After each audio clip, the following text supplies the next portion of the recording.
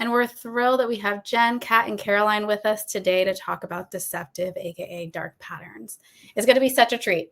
I've been joking that it's unintentionally quite the spooky season, Halloween topic we have today, but hopefully we leave feeling a bit more informed and grounded than spooked. So big thank you for joining. I know we have members here. If you're a member, please react with a fire emoji or a party hat, and people who are new to us in the room. So I'm going to get us grounded by telling you a little bit about who we are. Integrity Institute is a member-powered think tank and community dedicated to advancing the theory and practice of protecting the social internet. Membership is currently offered at no cost, and benefits include curated gatherings, access to working groups, one-on-one staff support, and member meetups around conferences. If you have 6 months of experience on a social platform, you might qualify. Whether membership is a good fit or not, we have a ton of resources to go through on things like elections, disinformation. If you're curious about integrity work or what that means in general, I'm dropping a link to our website.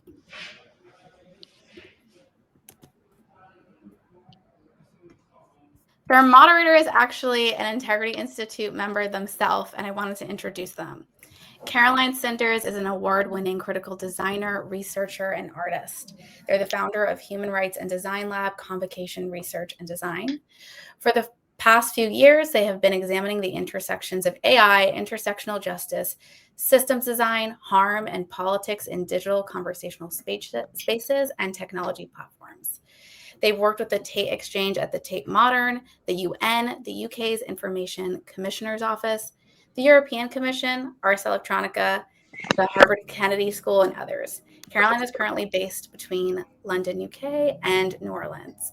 Before I pass it to Caroline, I wanted to say that I was so lucky to see Caroline's work in person yesterday at Ford Foundation Gallery, and highly recommend seeing it if you're in New York. The exhibition features future imaginaries of AI. And so it's really cool to have art, tech, design mashups in the room. If you care about a safer internet, you're in the right room. Without further ado, I'll let Caroline guide us into conversation.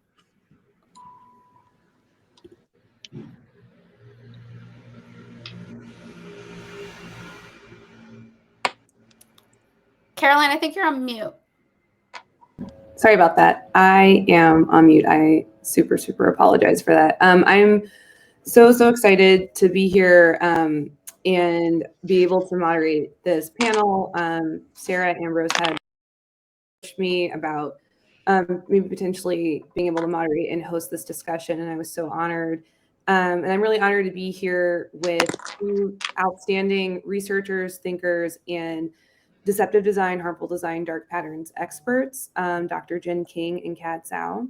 So Jen is a privacy and data policy fellow at Stanford's HAI Institute, specializing in information privacy, technology policy, and human-computer interaction. Kat is a very fantastic thinker, very forward-thinking in the space of harmful design patterns. She helps teams forecast ethical consequences of their products, and has testified about deceptive and manipulative design patterns at the FTC and EU Parliament. So I'm really excited to have everyone here today and just sort of kick it off. I'm going to just sort of high level try to define what is a dark pattern, deceptive design pattern, harmful design pattern. All of these phrases and terms you're hearing are describing one kind of phenomenon. There's many different reasons to sort of call them different names. Dark patterns originally sort of coined over a decade ago by Harry Bringle. As a term has fallen, slightly out of favor given different connotations it has. Some use deceptive design patterns. In my research currently, I am a fellow with the Information Commissioner's Office in the UK, though I'm here as an individual moderating this panel, not on behalf of the ICO. I'm here just as Caroline, an Integrity Institute member. But at the ICO, we use the frame harmful design patterns. We do that for a few reasons. Deception is defined under UK law under very particular frameworks. Harmful design allows us to sort of have a bit broader of a definition. Kat has coined the term anti-patterns, which is also a great one. But these are all kind of referring to the same phenomenon in a way. And so you've probably encountered harmful design patterns in your everyday life. If you've ever signed up for an email listserv and then unsubscribed or thought you unsubscribed, and then, a few days later noticed you're still getting those emails, you probably encountered a harmful design pattern. Or if you've ever, signed up for a service and, it costs money and you thought you canceled that subscription and later on sort of discovered you did not, you've encountered harmful design patterns. In fact, I'm just going to paste here for those that want to see more. This is an article and investigation I worked on with The Pudding. They are a data visualization blog based out of New York. This was looking at all different kinds of subscription-based harmful design patterns. But yeah, so I just wanted to give that overview. Harmful design patterns are really everywhere. They're almost in every domain. They're in so many products you encounter every day in your everyday life. That's why I think that they're such an egregious issue. But I'd love to sort of open it up to our two fantastic speakers, sort of ask for y'all, like, what would you mind sort of unpacking for our audience, what are some of what makes these harmful design patterns particularly bad? And how do you think they impact, let's say, user behavior and trust? Definitely. I can start off. Yeah. So these harmful design patterns, which I think this term is really apt for that, target users' time, data, and money primarily. And you could also argue that in this kind of world that we're in, time and data is money. And so it's attempting to get you to spend more time looking at their newsfeed or to give more of your privacy up in a certain way. And what's horrible about these things is that they do work, which is why they're so commonly seen all across the internet. And there's been a lot of research done showing how prolific these patterns are. And they're quite unfair for consumers because there's such an asymmetry of power. You have companies who kind of know the inner workings of what their platform or service or what their tactics are offering and I'm trying to do. And then meanwhile, you have consumers that are just showing up using this particular product and they only really see what they see at the very end screen, right? So there's this kind of black box element to it as well. And so, for example, when you're like buying a ticket off of Ticketmaster, you might seem to think that like there's a lot of scarcity, right? When a lot of it is actually being very highly controlled. So that's my take on why they're really bad. Thank you so much for that. Yeah, Jen, would you like to also offer your thoughts about this very real phenomenon and sort of the impacts of it, like how they're harmful, but also just how in your research, how do you think that this impacts or erodes trust and impacts user behavior at all? Absolutely. So good morning from California, everybody, and thanks for having me, Integrity Institute. I do just want to say I love integrity workers. I am a former trust and safety person from the early 2000s, so I have walked in your shoes ages ago. And unfortunately, things haven't changed much during that time, but we are all fighting the good fight. And dark patterns is another one of those places where we're all trying to fight the good fight. So, plus one to everything that's already been said. And what would I add? I'll put this in the chat really quick. So I am the co-manager of a website, crowdsourced website called the Dark Patterns Tip Line. And that takes submissions, which we review. We kind of slowly go through them. But we are trying to create an online archive of different types of dark patterns that people spot around the web. And it's a resource that I hope can be helpful to you. And one of the things that I can say, from looking at our submissions is that, at least in our very, I think, predominantly US-centric website right now, a lot of what we're seeing are difficulties in unsubscribing from different services, and not just paid services, but kind of the old traditional email type thing.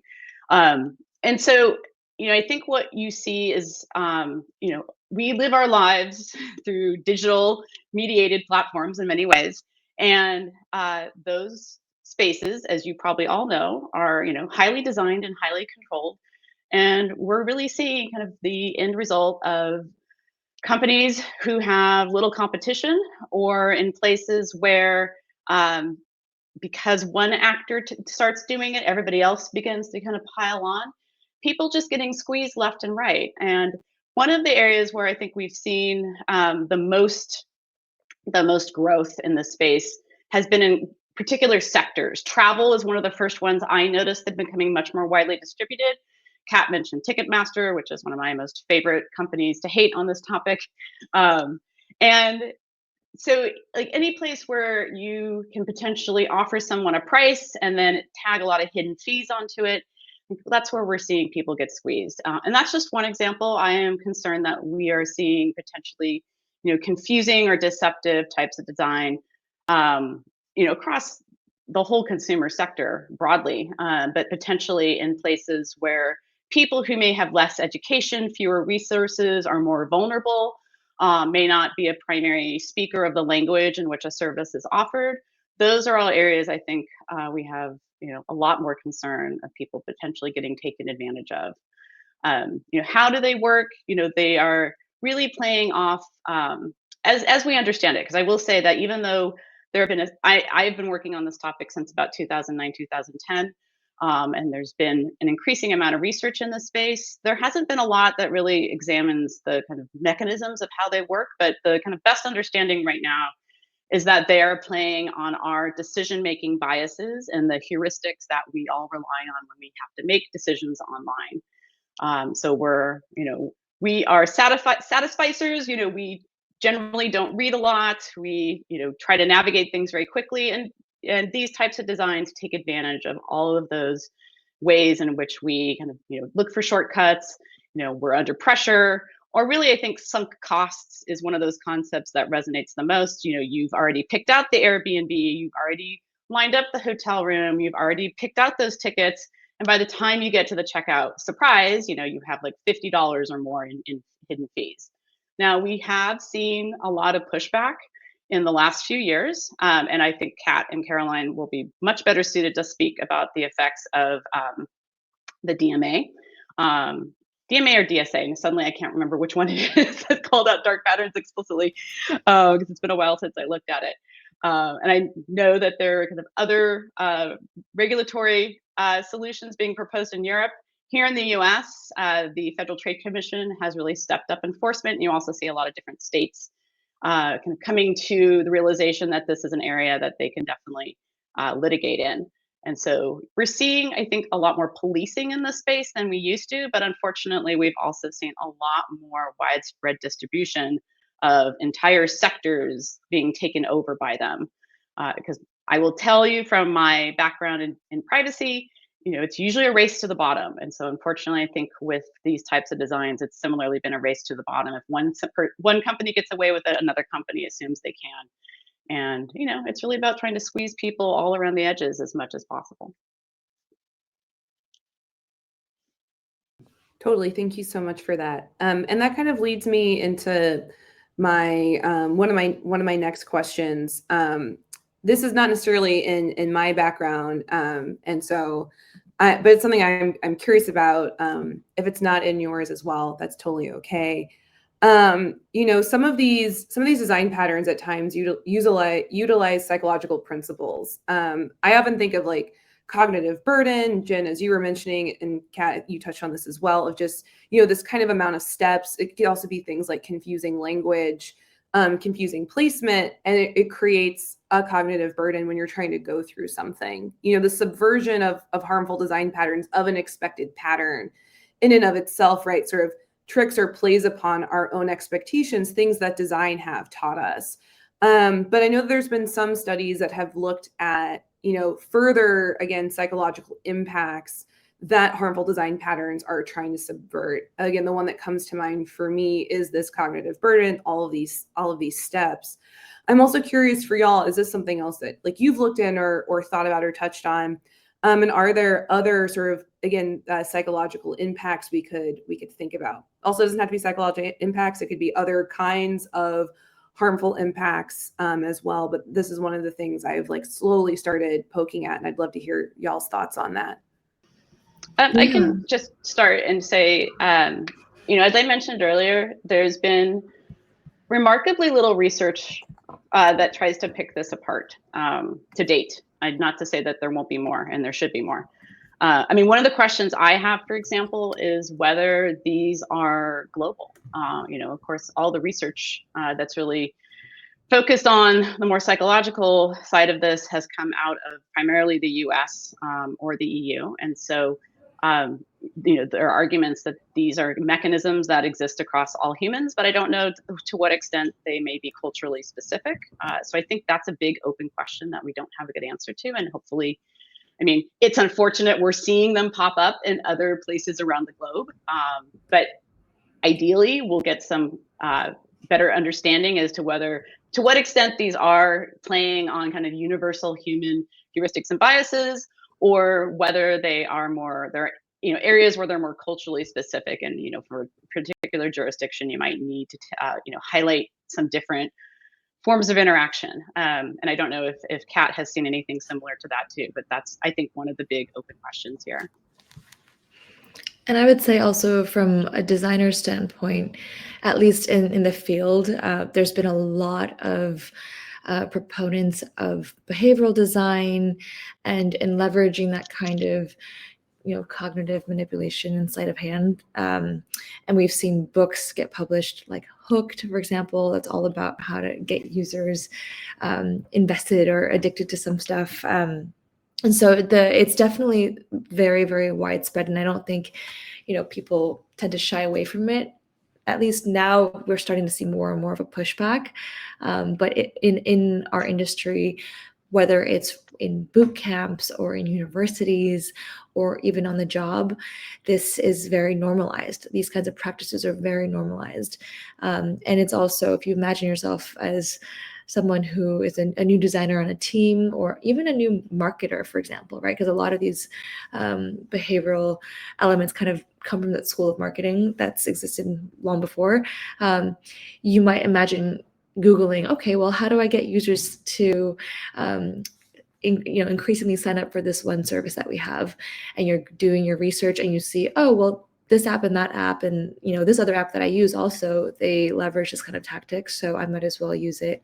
And like Dr. King said, people copy each other in this industry, right? When something works, it proliferates, it spreads like wildfire. And so this is definitely very entrenched, and these kinds of like exploitations of our vulnerabilities. And I don't even like to call them vulnerabilities, because it's like, human trust is not a vulnerability necessarily, but that's what companies are doing, and that's what the industry is doing.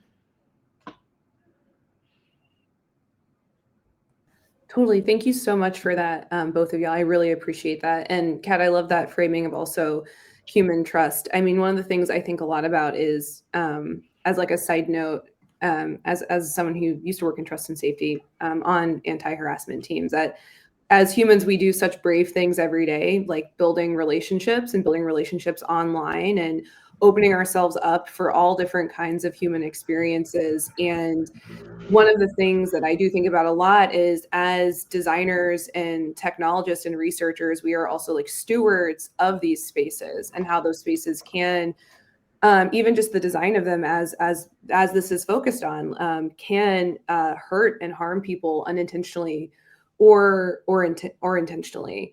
And one of the things that I'm also interested in is sort of even thinking beyond just like visual-based harmful design patterns. Some of my research recently has been looking at emergent harmful design patterns and their evolving landscape, such as their potential presence in AI systems, their presence in social media, do they have a presence in algorithms where AI, plays such an increasing central role in user experiences. And so one of the things I've been thinking about is, how can harmful design manifest within these systems?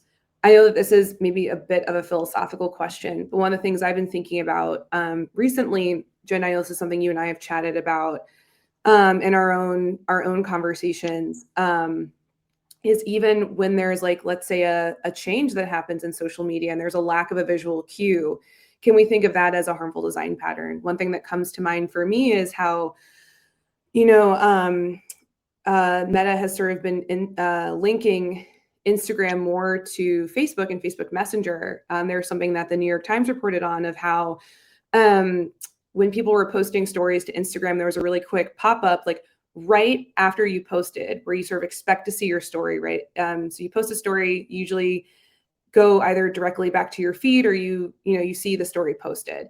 And there's this button that appears right after you've posted, right before you see it.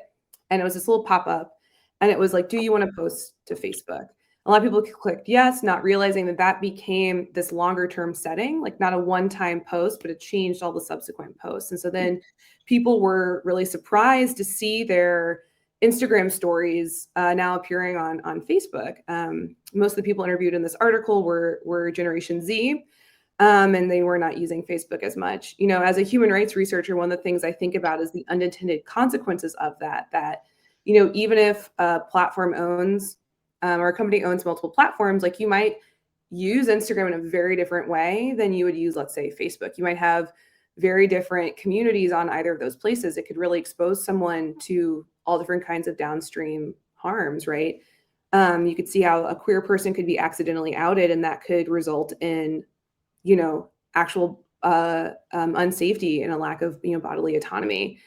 And so I've been thinking about that lack of a visual cue because it was so quick. Could that be a harmful design pattern? Could this be an example of a harmful design pattern? I have a few more that come to mind, but I'd love to open it up to y'all. I might jump in there. We can think of this a little bit as a conversation. But Kat, what comes to mind for you with this sort of provocation, this idea of emergent, let's say, harmful design patterns? Doesn't have to be social media focused, can be AI, can be whatever. But this is what I've been sort of thinking about recently in my research.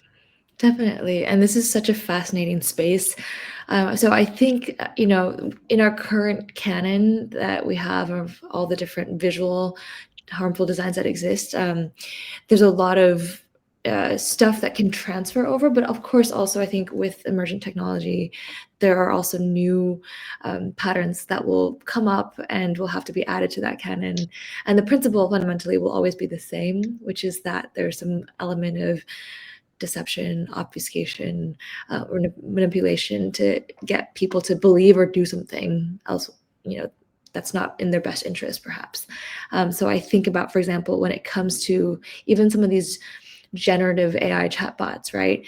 The kind of misleading aspect of conveying themselves as if they are people.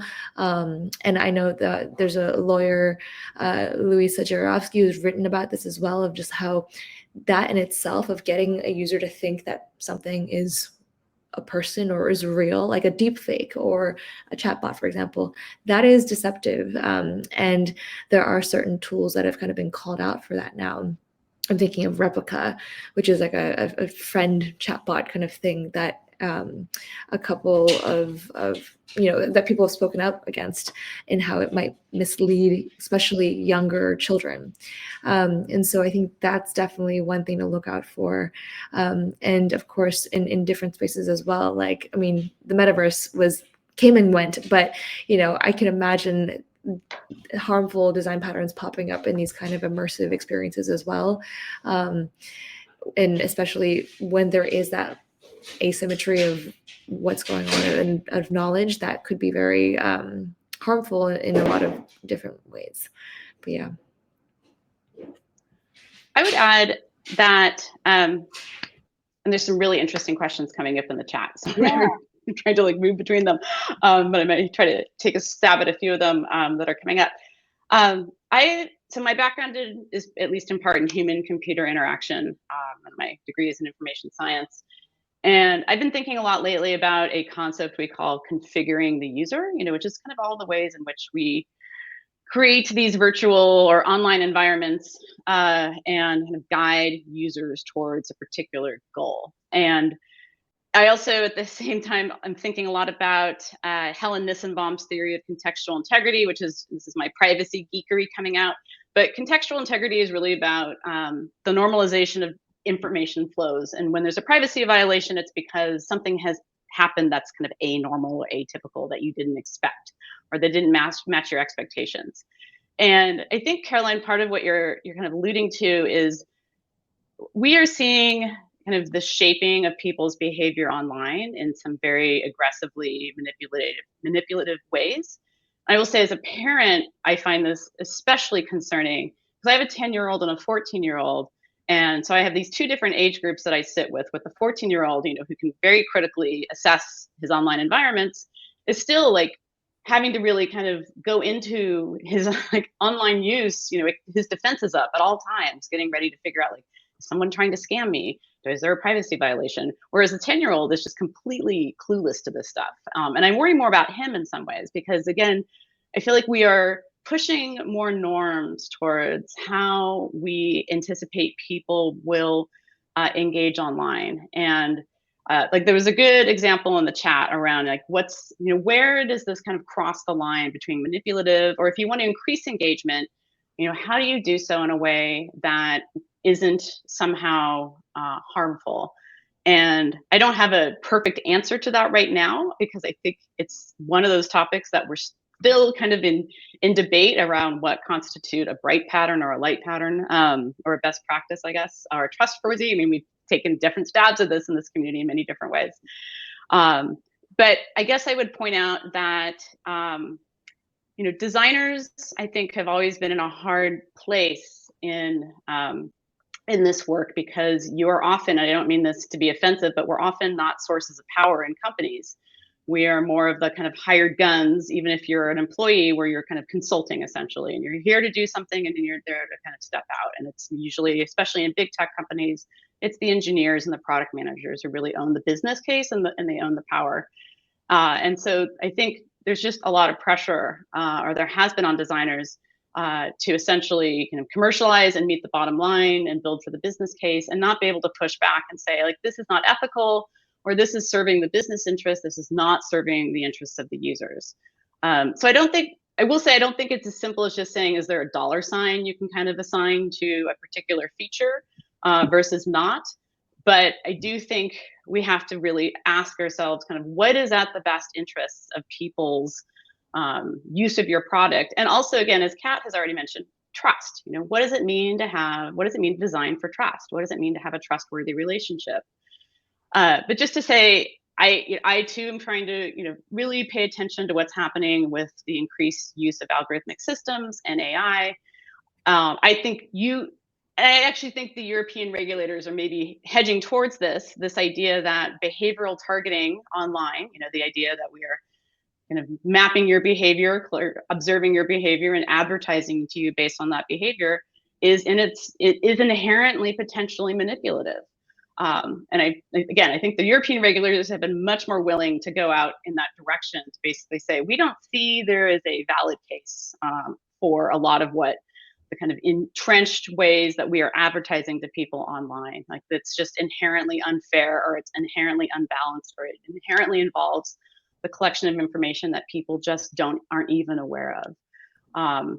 So that was a lot in one answer, but I hope there were a couple of threads that you can all pick up. But just to say that I would really hate to see that we really normalize a lot of these concepts, because I think as more and more younger people come online who have not known another reality, it's distressing to me. And again, I see this again with my younger kid. It's like he has no reference point to a world where there were not hidden fees, or there was no behavioral targeting.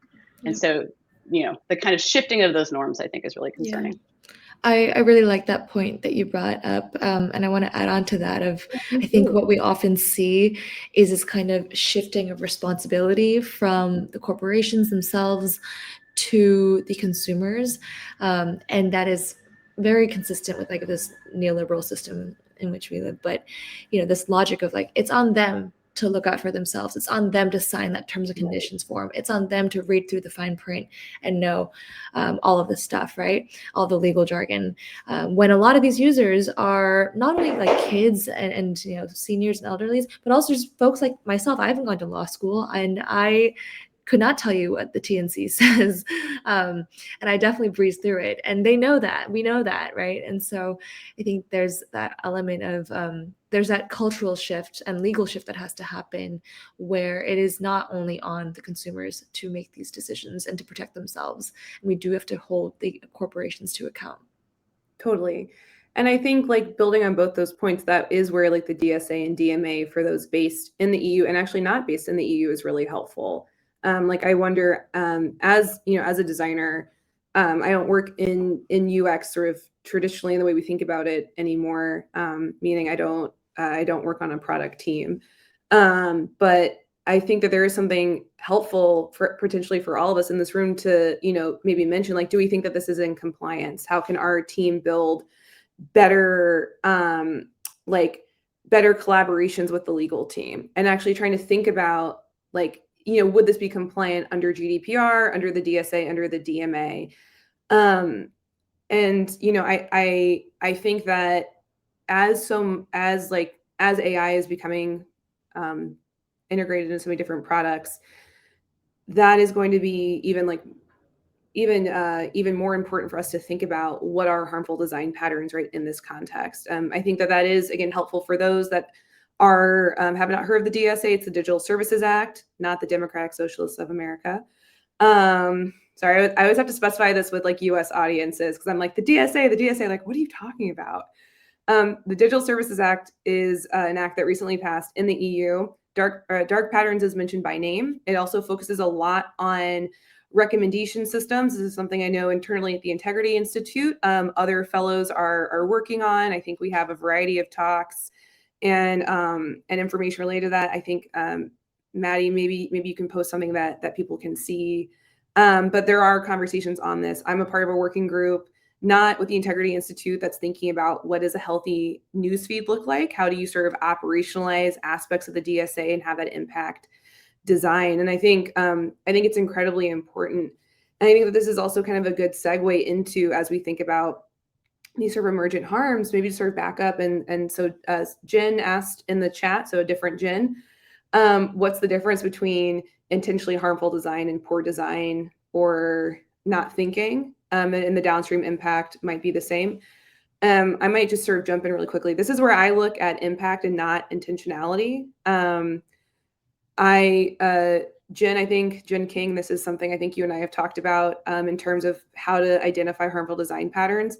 I try to look at what are all the different user choices and what are the user choices that are emphasized in a product.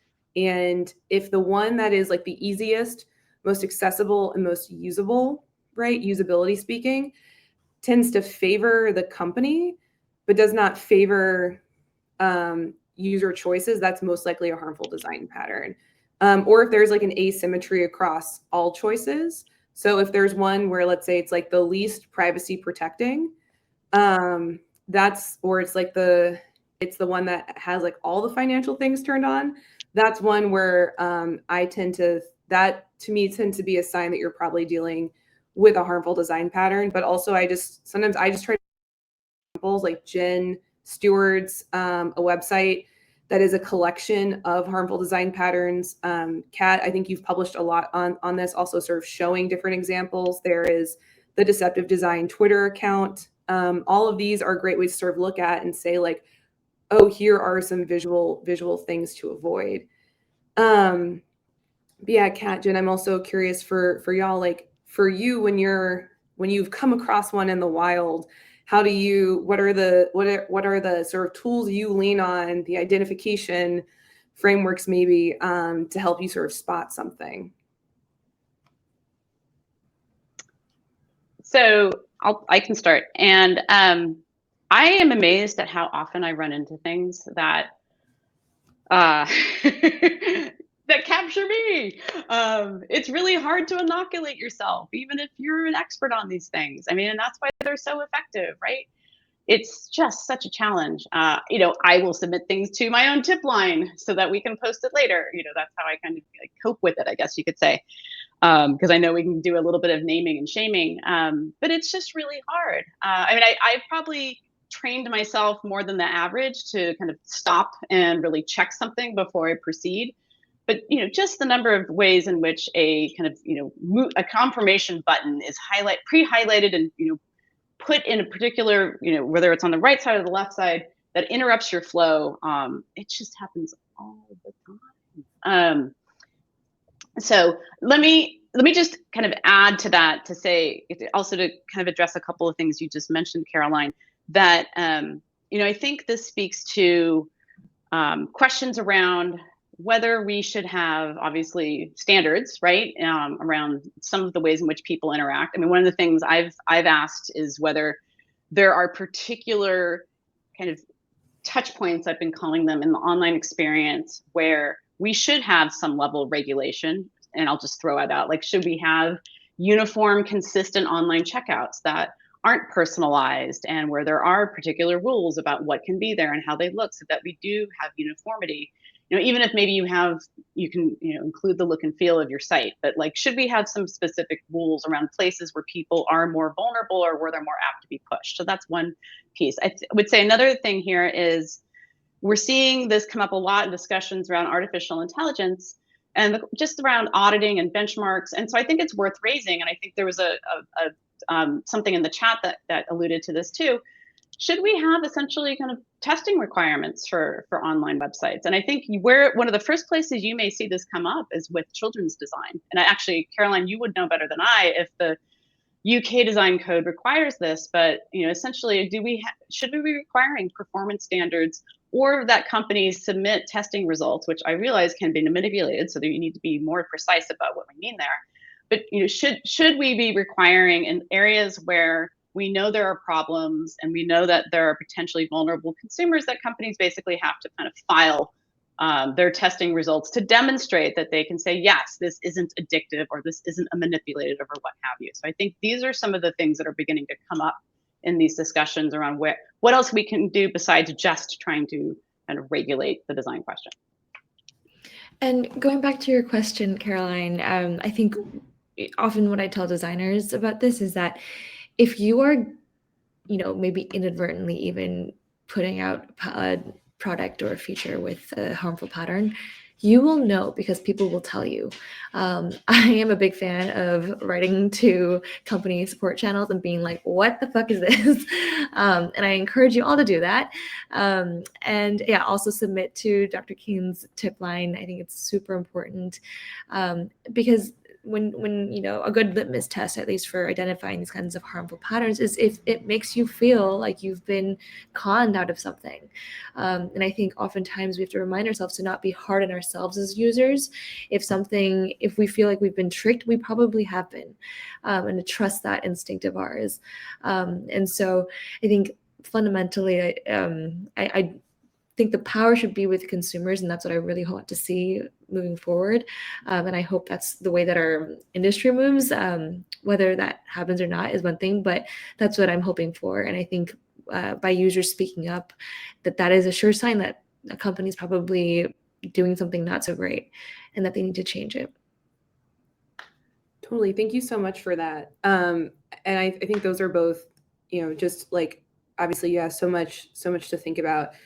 And we're going to open up to questions soon. And actually some of these questions, I think we can even start trying to answer right now, because they feel very, very similar to the discussion we're having. Like this one, I think Tali just posted. So Tali was writing, I often see a struggle between persuasive design patterns versus harmful design patterns. How would you say we can effectively differentiate? When does persuasive design cross the line? And I think about that a lot in terms of, someone I think brought up earlier, like the like button. I know there's like quite a bit of even sort of discussion, debate of, is the autoplay on Netflix a harmful design pattern generally? This is where I actually like to think of that as a harmful design pattern, perhaps for children, right? Of, should you be watching that much TV?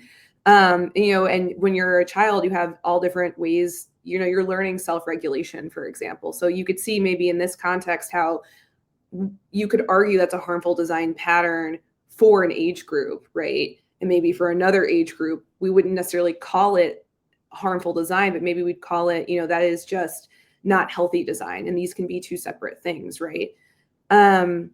But I'm also curious for y'all, this idea of, you know, do you have any thoughts on how folks in the audience, how sort of the general tech industry, how we can differentiate between persuasive design, and then when persuasive design sort of crosses that line into harmful design patterns? I have my own thoughts, but I'll let y'all answer first. So when I think of persuasive design, I think of, nudging, and oftentimes we do have to be wary about certain paternalistic tendencies that might kind of come into play. And again, going back to, that asymmetry of power and knowledge, right? These people working in tech companies, they're designing the kind of landscape in which you're making your decision. They're designing experiences for you, shaping your reality as a consumer based off of their ideas about you and what would serve you well, but also them well. And so, I sometimes I reflect on whether it's like, algorithmic loan services that decide, who gets what loan and who gets what kind of service or whatnot. That runs the risk of, even though it might be from a persuasive or nudge lean, it runs the risk of embedding the biases that already exist and embedding the biases of its creators about certain users. And so I think we do have to kind of be wary of that. So not all persuasive design is necessarily completely harmless towards people, and just to underscore that. I think too, you need to think about kind of what the case is that you're making. I feel like if your product or your system or whatever it is, has enough interest, then you don't need to entangle people. Like, I feel like so much of this, as with privacy as well, which is the main thing I study, is this kind of opt-in versus opt-out debate. And for the last 20 years, we've had, an ongoing argument about whether people should have to opt into data collection or whether they should opt out of it. And so far it's been opt out. Almost all of our data protection and privacy laws are shaped around the information being collected and you coming back after the fact and kind of clawing it back. And I think that same mentality really affects persuasion here. Like, there's a difference between making a genuine case to someone as to why, this feature should work for you, or why you should, continue to use this thing, versus putting your thumb on the scale and like looping someone into the point where they have to physically extract themselves away from what you're doing. And in some ways, I think, reference points in the real world make a lot of sense. Certainly, we have a lot of scamming and a lot of fraud in the real world. And so a lot of us have kind of gathered, figured out those defenses if we're in places where we're expecting to not be treated fairly.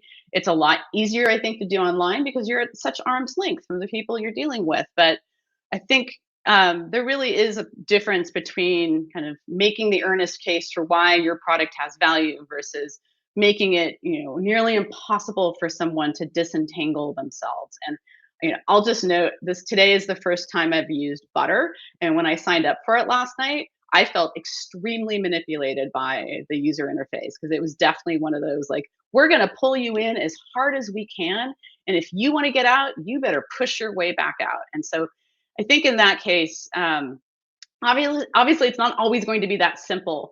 But to me, a lot of what kind of masks as persuasion right now is really a very hard sell, and really focused on making it difficult for people to just autonomously say, I'd like to walk away. I don't see value in this. I just don't want to use your product anymore. I don't want to be nagged about it. I don't want to I don't want to be basically stalked online and forced to use you. So that's a little bit of a tirade on that topic. I apologize. No, I actually think that is also sort of related, because when I was signing up for Butter, one of the things I was sort of struck by was there is one sort of specific path of sign up, which was the assumption that you were signing up for an account for like a team, like a workplace account, versus being invited to an account, right? And so I'm not a big fan of Slack. I don't know if a lot of people know this. I use it, but like they don't have a block button. They don't have a reporting system. They don't have these things that I call sort of the seatbelts of online safety, like very basic features we should expect all companies to have, which is blocking, muting, and like a robust reporting system. And then quite a few other things you can also add within there. But one thing Slack does allow for is, the ability for you to join a specific channel in someone else's Slack without being in the entire channel. So if you're the invited outsider is the way I think about it. And so I also found it interesting that Butter didn't have that sort of functionality. If we think about Zoom, for example, right? Like you can sign up for a Zoom webinar, you can sort of join in the browser, right? You don't have to go through a long, let's say, sign up process. And I think, sort of going back to how do we sort of understand sort of this sort of tangled.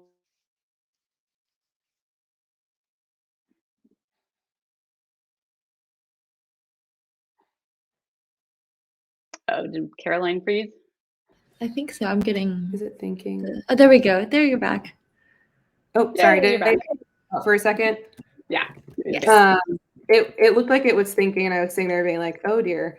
Where I think like persuasion can stop and a harmful design pattern start is, again, this example, even with Butter, how easy can you find other routes, or like how many user choices are there, right?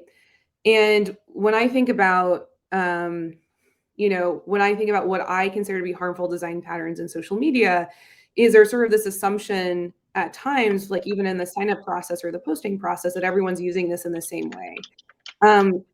I work directly with people experiencing online harassment. And one of the biggest issues they encounter is that there are so many features that are turned on that make them much more findable and accessible to an audience, that they don't realize how on or open those features are. And that exposes them to harm when they're facing harassment. So one of the biggest things we have to do, that my lab does, is we have to sort of walk people through how to turn off some of those features so they can sort of help maintain some safety. And, I think, Jen, this is something you probably alluded to or touched on earlier, this idea of the opt-in and opt-out. Why are a lot of those features automatically sort of turned on? How do people build mental models of that? And I think this is what people have talked about also in the chat of like, do people understand all the features and also all of the choices they have? And the answer is often like, no, they don't. So when I think of harmful persuasive design, and I don't, I think it would be hard in a legal context for me to make an argument that, location services turned on a post is a harmful design pattern, but I can make a human rights argument about that. Well, the power is in the defaults, right? That's a lot of it. But let me just actually point something out really quick, which is I did notice with Butter, and here's where I think you literally see the influence of policy and lawmaking. So, the first screen where I had to consent to go on, and of course, I'm not really consenting. I'm being forced to consent. I have no choice. But the two options that were given to me on subscribe to our newsletter, and I've read the privacy and terms and conditions. Secret, I did not read them. Were not checked by default, or they were not there, and I just had to hit OK. So a tiny bit of progress. They're not, especially, and I'm seeing this more and more, that there are fewer things that are checked by default, especially when it comes to subscriptions or being sent newsletters and things. Tiny progress, that is meaningful. It is changing, but it's still I don't want to get off on a big rant, tangent about consent, but just to say, we're still working within the boundaries that we've had for the last 15 to 25 years of online interactions, but we're starting to see it crack a little bit. So for once, at least, I had to proactively check those boxes before I could move on. But in the past, I wouldn't have even had that option. Totally. Yes, and I would love. Thank you so much. I want us. The chat has been so engaged. Yeah. And I want to surface one or two questions. Yeah, totally. I see. There's one for. Yeah. Go for it. There's one for Kat, actually, that I think would be great, that is also kind of related to this. So Kat, Ian wrote, you mentioned nudging a couple of times. How much has the work on nudging, on where nudging fails, doesn't replicate, made it into your circles and consciousness? I guess I'm also curious, Kat, even on your thoughts. Again, if we think of nudging as a form of persuasion, what are your thoughts on on nudging, generally on harmful nudging and on good nudging? What are some examples that come to mind even with either? Yeah, I think any kind of practice or pattern that relies on some kind of sleight of hand for users, where it's not completely transparent, it's not open. And I'm not saying we have to share every single mechanism of what a company is doing, like the code itself, but I think if there is some kind of sleight of hand, I'm a bit dubious about it, because I think it's susceptible to more exploitation or possible harm down the line, even if it's, again, from good intentions. And I think intentions can only carry us so far, like you said, Caroline. And Ian, responding to your question, I see you've attached a study. I mean, I think in the design industry, at least, we widely regard nudging as a practice that has worked for a lot of different aspects, and we talk about it in a very like affirmative way and positive way. And this is a really interesting thing that you've shared with me, and I'm definitely keen on taking a look. But when typical, like, when you hear about design nudging, at least in institutions, schools, for example, or on the job, we view it as a very reliable practice to help us get what we want, which is not necessarily great. But yeah. Totally. Thank you so much for that.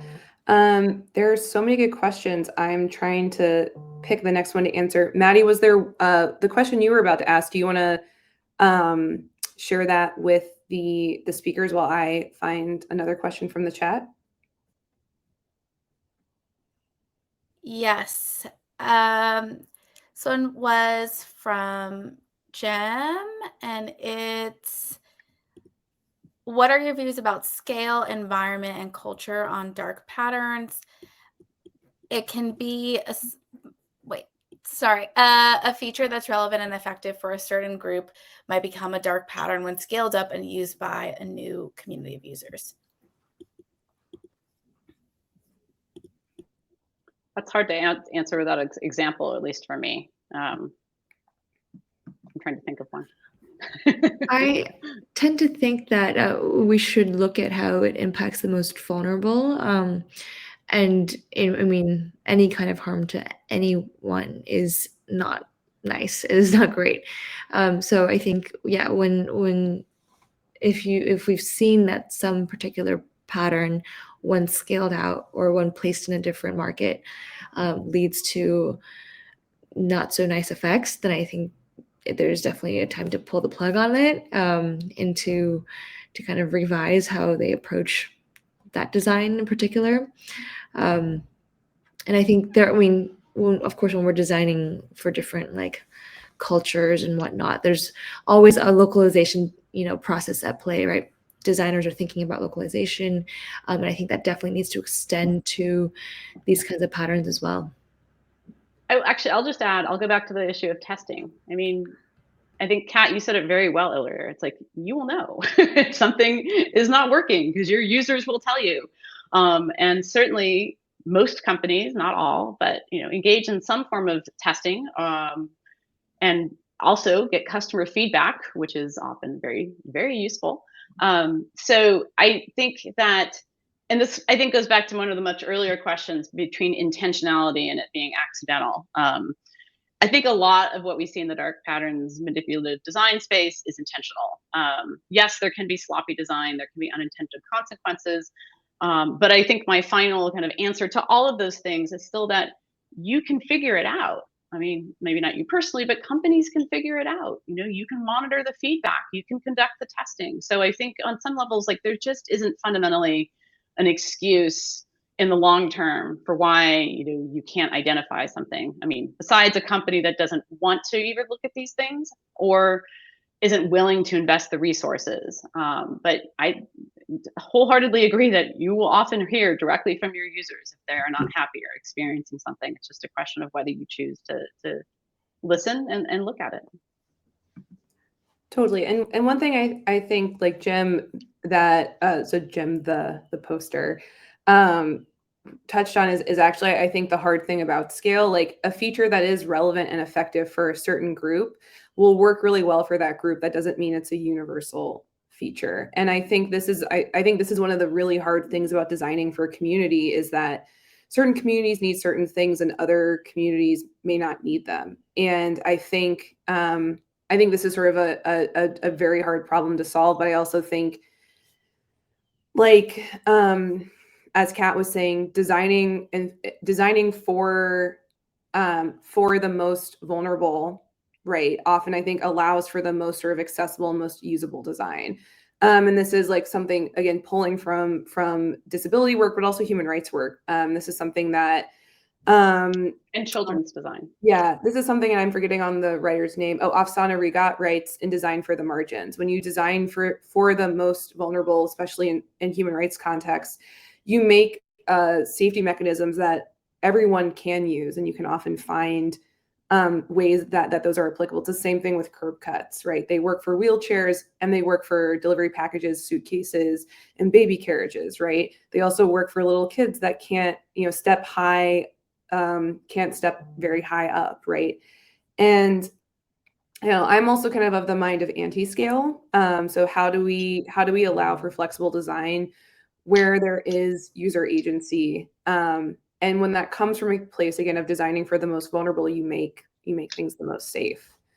But that's my thoughts, and I'm realizing we're almost we're at pretty much at time, I guess. We have 2 minutes left. Is there time for maybe one last quick question from anyone?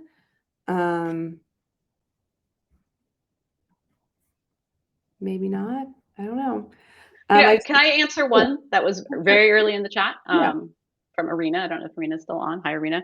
I've raised the question for years around whether designers need some kind of professional community. I don't know if there's something similar to the Integrity Institute at this point for design. I know there's been a lot of initiatives by a lot of the kind of friends we have in this space that I know Caroline, around trying to come up with at least trustworthy design guidelines. But at the end of the day, I will go back to my earlier comment that designers, I think, are often not the source of power in a lot of companies, and there are no professional certifications for designers. I don't know if that's the right route. But it would sure, I do think there's something to be said about whether it's unionizing, whether it's getting a professional credential, whether it's having, obligations that you can look to as designers in a company and say, I cannot do that thing you're asking me to do because it would violate my professional creed. That is one way, I think, into the conversation that I think could be useful, but who knows? And I just want to piggyback off of that. I love what you said, Dr. King, about unionizing. I joined my first union ever this year, and I think everyone should do it. And I think it's so exciting to see more of it happening in tech, especially. I think collective action is the way to go to speak up against these things. So. Awesome. Well, yeah. Thank you so much, everyone. Thank you so much for attending. Thank you so much for Kat and Jen. I deeply appreciate y'all being in conversation with me. I deeply appreciate the work y'all are doing in our field. And yeah, thank you so much for giving us your time today. And for our attendees, I hope that this was interesting, fruitful, all positive things. I hope everyone had a good time. And thank you so much.